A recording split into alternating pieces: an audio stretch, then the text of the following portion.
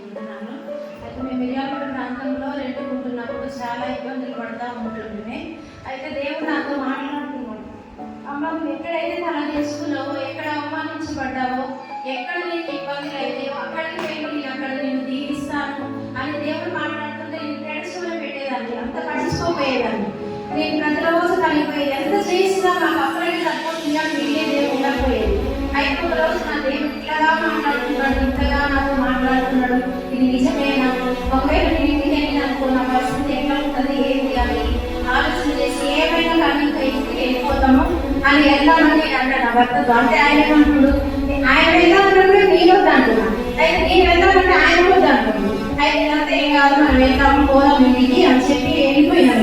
ఇంటికి వెళ్ళిన తర్వాత అంచెలంచెలుగా దేవుడు మేమిద్దరం కలిసి ఒక బాత్రూమ్ కట్టడానికి వెళ్ళాం మా ఊర్లో.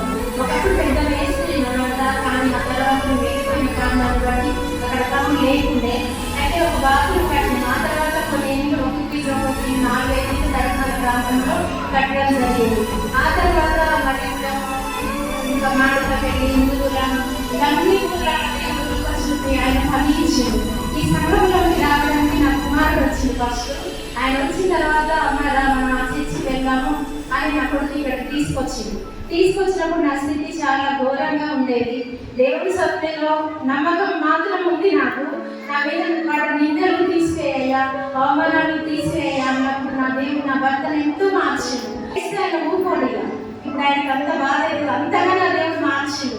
ఈ స్థలంలో ఎక్కడ మేము ఉన్నప్పుడు నా దేవుడు నాకు అంచెలంచెలుగా దీవించుడు. దైవసేవకుల ప్రార్థన, సంఘ ప్రార్థన చిన్న కాదు అప్పటి నుంచి వస్తుండే. అప్పటి నుంచి దేవుడు నాకు ఒక నమ్మకం, నా దేవుడు ఇస్తాను, నా దేవుడు చేస్తాను, ఆయన మాట ఇచ్చి నేను వచ్చినా అని చెప్పి నేను అట్లా ఉంటున్నప్పుడు నా దేవుడు అంచెలంచెలుగా దీవించుడు. మాకు ఉండేదాన్ని పొలం ఉండే, పొలం కూడా అమ్మేసి అప్పు ఎక్కువ, మాకు ఉండడానికి నీళ్ళు లేకుండే, 2 నీళ్ళు ఉండే. అయితే నీళ్ళు కూడా మా నీళ్ళు ఉంటే బాగుంది అని అనుకుంటాను. కానీ కట్టే స్తోమత లేదు. నా దేవుడు కట్టే కృప ఇచ్చిండు. నా పిల్లలకు ఏం చేశారు అది నాకు లేకుండే. నా దేవుడు నా పిల్లల్ని ఇక్కడ నిలబెట్టుకొని ఆయన సేవలో వాడబడుతున్నప్పుడు నా దేవుడి మాట విన్నప్పుడు నా కుటుంబాన్ని నా దేవుడు నియమించుడు, ఆయన ఆశీర్వదించుడు. నా పిల్లలకి ఏం చేసినాము తర్వాత నా ఇంటికి వచ్చింది. దేవుడు మాట్లాడే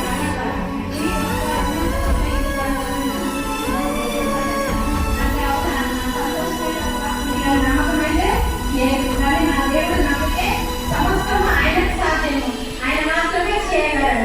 నా దేవుడు ఆ మాట ఇచ్చిన తర్వాత ఒక 4 నెలలే అయింది. 4 నెలలకు అనుకోకుండా మా ఇల్లు తీసేసినాం. నేను అంటున్నా క్రిస్మస్ పండుగ వస్తుంది, ఒక 2 రోజులు ఉండరాదు, తర్వాత ఇప్పేద్దాం, చిక్కుకోవాలని ఇబ్బంది అవుతుంది నేను అయిపోయింది కట్టుతాం ఇప్పేద్దామని అని 3 రోజులు క్రిస్మస్ పండుగ ఉంది. అప్పుడు నాకు అంత ఇల్లు కూడా జరిగింది. ఒక 2 అంతస్తులే కడదాం